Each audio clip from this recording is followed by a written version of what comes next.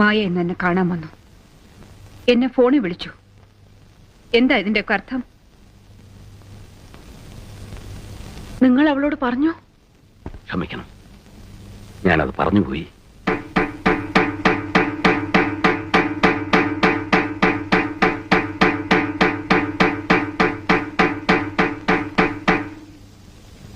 ഈ കൊലച്ചതി എന്നോട് കാണിക്കണമായിരുന്നോ ശിവപ്രസാദ്?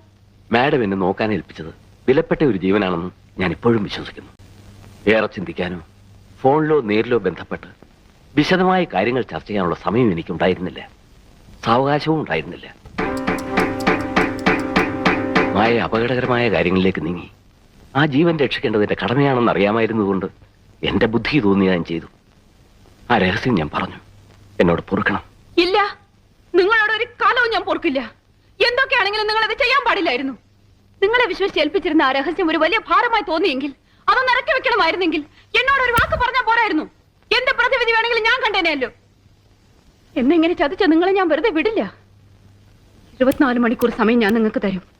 അതിനുള്ളിൽ മായയോട് നിങ്ങൾ പറഞ്ഞതൊക്കെ പച്ച കള്ളമാണെന്ന് നിങ്ങൾ അവളെ ബോധിപ്പിക്കണം, നിങ്ങൾ അവളെ വിശ്വസിപ്പിക്കണം. ഇല്ലെങ്കിൽ